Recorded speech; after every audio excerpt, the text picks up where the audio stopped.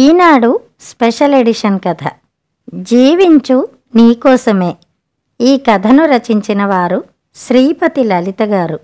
అక్కయ్య, మా వసు కొడుకు పెళ్ళి మీ ఊళ్ళోనేగా. నేను 2 రోజుల ముందు నీ దగ్గరికి వస్తా. ఎన్నేళ్ళయిందో నీ దగ్గర 2 రోజులుండి, ఉత్సాహంగా చెప్తున్న శశితో, అవును కదా, మీ వసు కార్డు వేసి ఫోన్ చేసి చెప్పింది. మరి మీ ఆయనో అడిగింది శశి అక్క ఉష. ఆయన పెళ్లి వాళ్లతో వస్తారు. పెళ్ళయ్యాక ఉండడం నాకు అవదు. మళ్ళీ వ్రతానికి హైదరాబాద్ వచ్చేయాలి కదా, అందుకే ముందే వద్దామని. స్టేషన్ నుంచి నేను వచ్చేస్తానులే, ఎవరూ రావద్దు ఆగకుండా చెప్తున్న శశితో, అలాగే, రైలు ఎక్కగానే ఫోన్ చెయ్యి అంటూ ఫోన్ పెట్టేసింది ఉష. తాను వస్తున్నానని చెప్తే ఎంతో ఆనందపడుతుంది అనుకున్న అక్క ఏదో నీరసంగా సరే అన్నదేమిటి అనిపించినా అంత పట్టించుకోలేదు శశి. శశి, ఉష అక్క చెల్లెళ్ళు. ఉష భర్త సూర్యం ఆంధ్ర యూనివర్సిటీలో ప్రొఫెసర్గా రిటైర్ అయ్యారు. వైజాగ్ లాసెన్స్ బేలో ఇల్లు, మంచి పెన్షను, పిల్లలు అమెరికాలో సెటిల్ అయ్యారు. శశి భర్త చంద్రం రాష్ట్ర ప్రభుత్వంలో మామూలు స్థాయిలో చేసి రిటైర్ అయ్యాడు. శశి కూడా కాలక్షేపం కోసం దగ్గరలో ఉన్న స్కూల్లో టీచర్గా చేరి ప్రిన్సిపల్గా రిటైర్ అయ్యింది. సైనిక్పురి దగ్గర చిన్న ఇల్లు కట్టుకున్నారు. వాళ్ల పిల్లలిద్దరూ హైదరాబాదులోనే విడిగా ఉంటారు. వసు అనబడే వసుంధర శశి ఆడబడుచు. ఆమె కొడుకు పెళ్లి వైజాగ్లో జరుగుతోంది. అక్క చెప్పినట్టే శశి ట్రైన్ ఎక్కే ముందు ఫోన్ చేసి చెప్పింది. ఉదయం రైలు దిగగానే ఆటోలో అక్క ఇంటికి వెళ్ళింది. శశి వెళ్లేసరికి 7 అవుతోంది. ఆటో దిగుతుంటే ఉష చీపురు పట్టుకుని గుమ్మం దగ్గర చిమ్ముతోంది. చెల్లిని చూడగానే ప్రేమగా రావే అంటూ లోపలికి పిలిచికెళ్ళింది. ఇంట్లో అడుగు పెడుతూనే దడుచుకుంది శశి. హాల్లో సోఫాల నిండా బట్టలు కుప్పలు కుప్పలుగా ఉన్నాయి. మధ్యలో టీపాయ్ మీద న్యూస్ పేపర్ల కుప్పలు. ఎక్కడ కూర్చోవాలో తెలియలేదు. తన బ్యాగ్ ఒక పక్కన పెట్టి డైనింగ్ టేబుల్ దగ్గర కుర్చీలో కూర్చుందామని చూస్తే అంతా మెతుకులు చెత్త. అదేమీ పట్టించుకోకుండా వంటింట్లోకి వెళ్ళి కాఫీ పెడతాను అంటూ ఉష ఒక కుర్చీ లాగి పక్కనే ఉన్న టవల్తో తుడిచి శశిని కూర్చోమంది. శశికి కాఫీ ఇచ్చి బయటికి వెళ్ళి ముగ్గు వేసి గబగబా బట్టలు మెషీన్లో వేసి వచ్చి వంట మొదలుపెట్టింది. ఉషని హఠాత్తుగా ఎవరైనా చూస్తే ఆమె పని మనిషి అనుకుంటారు. వెలిసిపోయిన చీర, వదులుగా వేళ్లాడుతున్న జాకెట్టు, రేగిన జుట్టు. ఫ్రిడ్జ్లో నుంచి కూరలు తీస్తూ భోజనాలు త్వరగా చేద్దాం, టిఫిన్ చెయ్యను అంటే ఆకలిగా ఉన్న శశి సరే అని, బావగారెక్కడా అని అడిగింది. వాకింగ్కి వెళ్ళి అటు నుంచి మా అపార్ట్మెంట్ దగ్గర ఏదో రిపేర్ ఉంటే చేయిస్తానన్నారు, 1 గంటలో వస్తారు అంది. కూరలు నేను తరుగుతానక్క, నువ్వు స్నానం చేసిరా అంటూ శశి కూరలు అందుకుంది. ఉష స్నానం చేసి వచ్చేలోగా పనమ్మాయి వచ్చింది. ఇంకా ఉష ఆమె వెనకాలే తిరుగుతూ, ఇక్కడ తుడవలేదు, గిన్నెలు సరిగ్గా కడగలేదు అని ఒకటే నస. నువ్వు ఇచ్చే జీతానికి ఇదే ఎక్కువ అంటూ ఆ అమ్మాయి విరుపులు విచిత్రంగా అనిపించింది శశికి. ఆ అమ్మాయి వెళ్ళాక సగం పని ఉషే చేస్తుంటే, ఎందుకక్క అన్నీ నువ్వు చేస్తావు, ఆ అమ్మాయి చేత చేయించు అంది శశి. 1000 జీతాలు కావాలి వాళ్ళకి, మా ఇద్దరికీ ఏమంత పని, నాకు ఏదో ఎక్సర్సైజ్ ఉండాలిగా అంటూ వంట ముగించింది. ఉన్న 2 రోజుల్లో శశి గమనించింది ఏమంటే, అక్క ప్రతి పైసా లెక్క చూడడం, పెన్షన్ మీద బతకాలి అంటూ ఏది చౌకో అది తినడం, మంచి బట్టలు లోపల పెట్టి పాతవి తీసి అవే కట్టడం, ఆఖరికి కారు తీయాలంటే పెట్రోల్ ఖర్చు అని బావని బస్సులో తిరగమనడం. శశికి అనుమానం వచ్చింది. నిజంగా వీళ్ళు డబ్బుకి ఇబ్బంది పడుతున్నారా అనిపించింది. అవకాశం దొరికినప్పుడు బావగారిని అడిగింది. బావా, నేను అడిగాన్ని ఏమీ అనుకోకండి, మీకు డబ్బు ఇబ్బంది ఏమన్నా ఉందా? నువ్వింకా అడగలేదేమిటి అనుకున్నాను శశి. దేవుడి దయవల్ల మాకు ఇబ్బంది లేదు. నా పెన్షన్ దాదాపు 1,00,000 వస్తుంది. పిల్లలు మాకు వద్దన్నా వినకుండా 2 ప్లాట్లు కొంది మీ అక్క. దాని అద్దెలు 50,000 వస్తాయి. కానీ డబ్బు ఖర్చు పెట్టే దగ్గర ముందు ఇంకా అవసరం ఉంది అంటూ ₹1 కూడా ఖర్చు పెట్టనివ్వదు. ఇష్టమైనవి తింటూ హాయిగా కావలసిన చోట్లకి తిరుగుతూ జీవితాన్ని ఎంజాయ్ చేద్దామంటే వినదు. ఇంట్లో వంట మనిషిని, డ్రైవర్ని పెట్టుకునే స్తోమత ఉంది కానీ నన్ను బస్సులో తిరగమంటుంది. అన్ని పనులు తను చెయ్యలేక చేస్తూ బాధపడుతుంది. ఏమి చెయ్యాలో తెలియటం లేదు. బాధ వెళ్ళబుచ్చుకున్నాడాయన. పెళ్లి హడావిడి అయ్యాక శశి 2-3 సార్లు అక్కకి ఫోన్ చేసి వాళ్ళ ఇంటికి ఆహ్వానించింది. ఉషకి కూడా ఇంట్లో చేసుకుని విసుగు వచ్చింది. పైగా సూర్యం కూడా ఎక్కడికి వెళ్ళక చాలా రోజులైంది, వెళ్దాం అనడంతో ఇద్దరూ హైదరాబాద్ వచ్చారు. స్టేషన్లో శశి భర్త చంద్రం వీళ్ల కోసం ప్లాట్ఫామ్ మీద వేచి చూస్తున్నాడు. వీళ్ళు రైలు దిగగానే, రండి, వెల్కమ్ టు హైదరాబాద్, మీ చెల్లెలు మీకోసం ఇంట్లో ఎదురు చూస్తోంది అని ఆహ్వానిస్తుంటే వీళ్ల సామాను చంద్రం పక్కన అతను పట్టుకున్నాడు. ఉష అది చూసి, అయ్యో మన సామాను అంటూ కంగారు పడుతుంటే చంద్రం నవ్వుతూ, మనవాడే వదినా, సాయి మన డ్రైవర్ అన్నాడు. డ్రైవరే అంటూ నోరు వెళ్ళబెట్టింది ఉష. కారు ఇంటి ముందు ఆగాక అందరూ దిగారు. కాలనీ అంతా చెట్లు, విశాలమైన రోడ్లు, నీట్గా ఉంది. శశి చంద్రంల ఇల్లు చిన్నదైనా చూడముచ్చటగా ఉంది. మేము మీ పిల్లల పెళ్ళిళ్ళకి వచ్చాం, ఇల్లు కొత్తగా ఉంది, ఏమైనా మార్పులు చేశారా అన్న సూర్యంతో, ఏమీ లేదన్నగారు, కాస్త రెగ్యులర్గా రిపేర్లు చేయించడం, 5 ఏళ్లకు ఒకసారి రంగులు వేయించడం అంతే అన్నాడు చంద్రం. తమ ఇంటికి రంగులు ఎప్పుడు వేయించాం అని ఉష ఆలోచిస్తే 15 ఏళ్ళు అయింది, రిపేర్లు చేయించి కూడా చాలా కాలం అని గుర్తు వచ్చింది. అందుకే ఇల్లు పెచ్చులు ఊడిపోయి పాతగా ఉంది అనుకుంది. ఇంటి లోపలికి అడుగు పెడుతుంటే హాయిగా అనిపించింది. తక్కువ సామాను ఉన్నా అన్నీ శుభ్రంగా సర్ది ఉన్నాయి. సోఫాలు, వాటి మీద కుషన్లు, కిటికీలకు తెల్లటి కర్టెన్లు వేసి ఎక్కడా బూజు దుమ్ము లేకుండా నీట్గా ఉంది. సాయి సామాన్లు తీసుకొచ్చి ఒక బెడ్రూమ్లో పెట్టాడు. డైనింగ్ టేబుల్ మీద ప్లేట్లు, గ్లాసులు అమర్చి ఉన్నాయి. మధ్యలో ఒక చిన్న వాజులో ఇంట్లో పోసిన తెల్ల ఎర్ర గన్నేరు పెట్టి ఉన్నాయి. ఇంట్లోంచి మంచి అగర్బత్తి పరిమళం వస్తోంది. ప్రయాణం బాగా జరిగిందా అంటూ పలకరించిన శశిని చూసి ఉషకి సిగ్గు వేసింది. అప్పటికే స్నానం చేసి ఇస్త్రీ చేసి నూలు చీర కట్టుకుంది. తల శుభ్రంగా దువ్వుకుని చిన్న క్లిప్ పెట్టుకుంది. పూజ కూడా అయినట్లు ముఖాన బొట్టు, కింద చిన్న కుంకుమ బొట్టు ఉంది. ఉషకి తాను శశి వచ్చినప్పుడు ఎలా ఉందో గుర్తొచ్చి సిగ్గేసింది. అక్క, ఫ్రెష్ అయి రండి, టిఫిన్ రెడీగా ఉంది అంది. ఏకంగా స్నానం చేస్తానంటే బాత్రూమ్ చూపించింది. లోపల శుభ్రమైన టవలు, కొత్త సబ్బు, కొత్త టూత్ బ్రష్, పేస్టు, చిన్న నాప్కిను అన్నీ ఉన్నాయి. బాత్రూమ్ కూడా మంచి ఫ్రెషనర్తో వాసన వస్తూ మెరుస్తోంది. ఉషా, సూర్యం స్నానం చేసి తయారై వచ్చేసరికి టేబుల్ మీద టిఫిన్లు పెట్టి ఉంచారు. ప్రయాణం చేసి వచ్చారేమో, ఇద్దరికీ ఆకలిగా ఉంది. శశి, చంద్రం కూడా కూర్చున్నారు.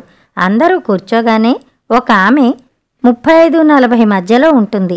ఇడ్లీ, వడ, చట్నీ, సాంబార్ అన్ని ప్లేట్లల్లో, గిన్నెల్లో సర్దిపెట్టింది. చూస్తే పని అమ్మాయిలా లేదు. ఎవరు ఈ అమ్మాయి అని అడగడానికి సంశయించి, ఇంత పొద్దున్న హోటల్ నుంచి తెప్పించావా శశి ఆశ్చర్యంగా అడిగింది ఉష. హోటలా? నా చెలికెత్తి సువర్ణ ఉండగా హోటల్ ఎందుకు దండగా, సినీ ఫక్కీలో అంది శశి. అందరూ నవ్వేశారు. టిఫిన్ తిని లేచేలోగా అందరికీ కాఫీ తీసుకువచ్చింది సువర్ణ. వీళ్ళు కాఫీ తీసుకుని సోఫాలో కూర్చొని కబుర్లు చెప్పుకుంటుంటే సువర్ణ బల్ల అంతా సర్దింది.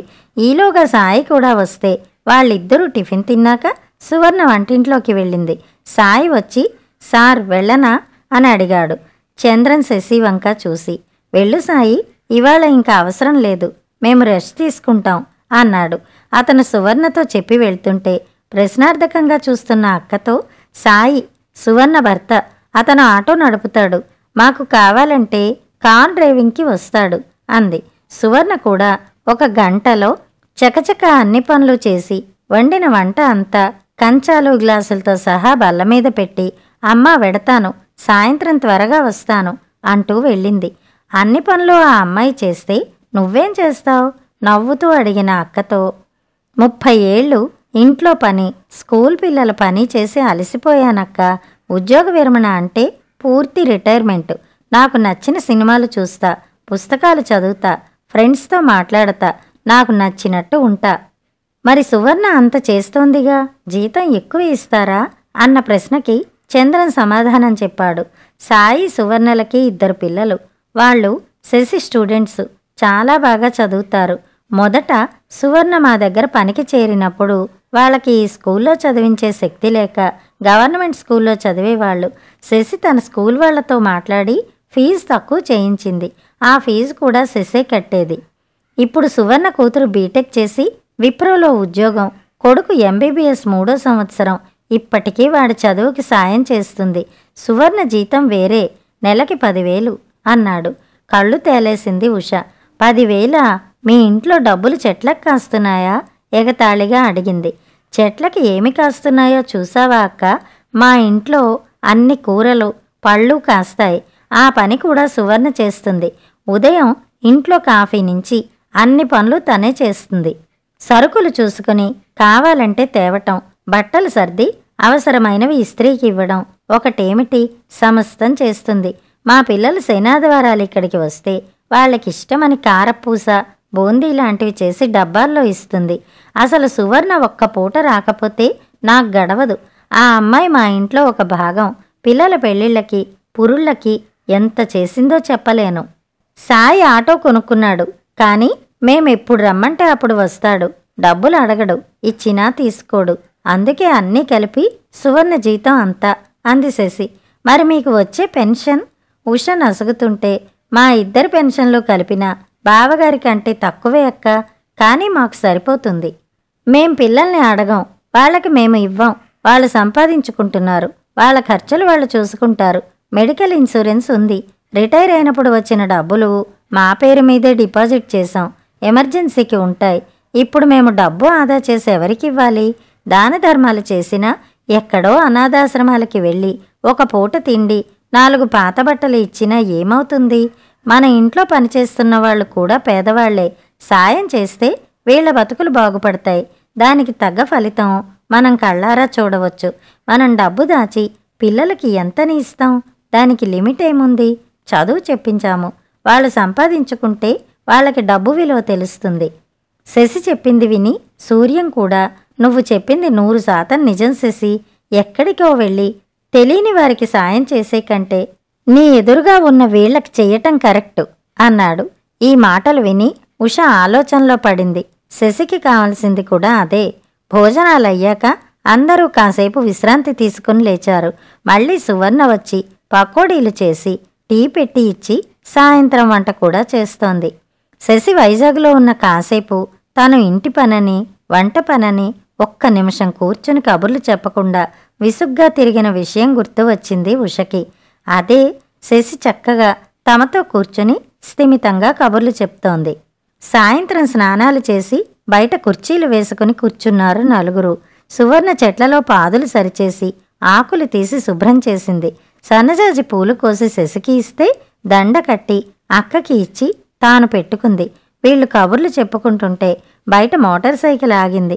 ఒక అబ్బాయి, అమ్మాయి లోపలికి వచ్చారు. గుడ్ ఈవినింగ్ టీచర్ అంటూ. సువర్ణ పిల్లలు జ్యోతి, దీపు అంటూ పరిచయం చేసింది శశి. దీపు అన్న అతను చంద్రన్ చెయ్యి పట్టుకుని పల్స్ చూస్తూ, మందు వేసుకున్నారా? బీపీ కొంచెం ఎక్కువగా ఉంది. చుట్టాలు వచ్చారని అన్నీ పెట్టేస్తున్నారా టీచర్ అంటూ శశివంక చూశాడు. పర్లేదులే దీపు, ఒకరోజు తింటే ఏమీ అవదు. మీ సార్కి వదిలేయి అని. ఈ మధ్య చంద్రానికి కొంచెం బీపీ పెరిగింది. పిల్లలు దీపుకి అప్పచెప్పారు. తానేమో మరీ స్ట్రిక్టు. నవ్వుతూ అంది శశి. బల్ల మీద పకోడీలున్నాయి, ఇద్దరూ తినండి.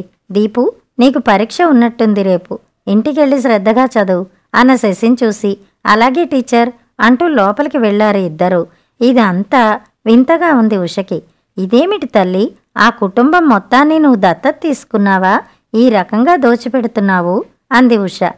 దీపు ఉండబట్టి మొన్న చంద్రానికి ప్రమాదం తప్పింది. సరిగ్గా సమయానికి హాస్పిటల్కి తీసుకువెళ్ళాడు. లేకపోతే తనకి పెరిగిన బీపీకి హార్ట్అటాక్ వచ్చేది. మా పిల్లలు ఇక్కడే ఉన్నా వాళ్ళ ఆఫీస్ పనులు వాళ్ళవి. అదీకాక సువర్ణ కుటుంబం మమ్మల్ని చూసుకుంటారని ధైర్యం. మాకు కూడా పిల్లల దగ్గర ఆ హడావిడిలో ఉండే కంటే ఇక్కడ ప్రశాంతంగా ఉండడమే ఇష్టం. కుదిరినప్పుడు మేం వెళ్తాం, వాళ్ళు వస్తారు. ఓపిక ఉన్నంత వరకు ఇలా ఉంటేనే నయం. నేను చెప్పానని బాధపడగ్గాని మొన్న వచ్చినప్పుడు చూశాను. పని ఆమెకి ఇంకో 1000 ఇవ్వాలని అన్ని పనులు నువ్వే చేసుకుని అలసిపోతున్నావు. మంచి చీరలు పాడవుతాయని బీరువాలో పెట్టి పిచ్చివి కడుతున్నావు. ఎప్పుడు కట్టుకుంటావు అవన్నీ? నిజంగా మనకి ఏమన్నా అయితే అవన్నీ ఎవరికో పంచేయడమేగా. మీకు కారులో తిరిగే స్తోమత ఉంది, కానీ బావగారిని బస్సులో వెళ్ళమంటావు. ఆయనకి కూడా వయసు పెరిగి ఓపిక తగ్గలేదా?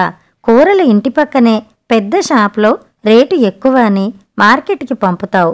ఇద్దరికీ ఎంత ఎక్కువ? పక్క షాప్ వాడు బతకాలిగా. మీ పిల్లలు అమెరికాలో సెటిల్ అయ్యారు. నువ్వు కొన్న ఆ ఫ్లాట్స్ వాళ్ళకి అక్కర్లేదు. నువ్వు ఉన్నన్ని రోజులు వాటిని చూస్తావు, తర్వాత ఎలాగూ అమ్మేసేదే. ఆ మాత్రానికి రిపేర్లు అది ఇది అని నువ్వెందుకంత హైరాణ పడాలి? కావాలంటే ఆ ఫ్లాట్లో నువ్వే ఉండు. పెద్ద ఇల్లు చేయలేమంటే అమ్మేయండి. రూపాయి కూడబెట్టి అవసరం లేని పిల్లలకి ఇచ్చే కంటే ఆ డబ్బుతో నువ్వు బావగారు హాయిగా సుఖపడండి. కావలసిన ప్రదేశాలకి తిరగండి, దాన ధర్మాలు చెయ్యండి. ఇలా అవసరమున్న పేద పిల్లల్ని చదివిస్తే పుణ్యం పురుషార్థం. నేను ఈ మధ్య శ్రీ మహేష్ భాయి రాసిన ఒక వ్యాసం చదివాను. Indian senior citizens are dying rich but not living rich అని. దాని ప్రకారం మన ఇండియాలో ఉన్న వయోవృద్ధులు చాలామంది డబ్బు ఉన్నా ఖర్చు పెట్టక పేదగా బతికి చనిపోయాక ఆ ధనం పిల్లలకి ఇవ్వాలని దాస్తున్నట్టు తెలుస్తోంది. ఆదా చేయటం, ఆస్తులు ఏర్పరచుకోవటం మంచిదే, చెయ్యాలి కూడా. కానీ ఆ ఆస్తులు నువ్వు అనుభవించకుండా ముందు తరాల కోసం దాచడం అవివేకం. పిల్లలకి ఇవ్వాల్సిన ఆస్తి ఇచ్చేయి. అది ఉంచుకుంటారా అమ్ముకుంటారా అనేది ఇక వాళ్ళిష్టం. నువ్వు దానికి కాపలాదారుగా ఉండొద్దు. జీవించినంత కాలం హాయిగా ఉండు. నువ్వు తిను, నలుగురికి పెట్టు. ఎవరి సంతోషం కోసమో కాదు, నీ తృప్తి ఆనందం కోసం నీకోసం జీవించు. నువ్వు కూడబెట్టిన డబ్బును నువ్వే అనుభవించు. ఆగి అక్క వంక చూసింది శశి. తను అంటున్న దానికి కోపం వచ్చిందేమో అనుకుంటూ. నిజమే శశి, పిల్లలు కూడా అదే చెప్తారు. మా సంపాదన మాకు చాలు, ఉన్న డబ్బుతో మీరు హాయిగా సుఖపడండి అని. నిన్ను చూశాక నాకు అనిపిస్తోంది, 100కి 1000కి లెక్క చూసుకుని కష్టపడ్డం నిజంగా అవసరమా అని. ఒక్కసారిగా మారిపోవడం కష్టమే, కానీ నెమ్మదిగా మా సుఖానికి డబ్బు ఖర్చు పెట్టడం మొదలు పెడతాను అన్న ఉషను చూసి, చంద్రం ఇక్కడేదో పెద్ద మాల్ ఉందిట, రేపక్కడికి వెళ్ళి 4 జతల బట్టలు షూసు కొని దారిలో హోటల్లో భోంచేసి అంటున్న సూర్యాన్ని మధ్యలోనే ఆపి, మొన్ననేగా ఒక షర్టు కొన్నారు, ఇప్పుడు అవసరమా? కోపంగా అంటున్న ఉషని బిత్తరపోయి చూస్తున్న సూర్యాన్ని చూసి పక్కపక్క నవ్వింది ఉష. ఆమెతో జత కలిపారు అందరూ. కథ సమాప్తం.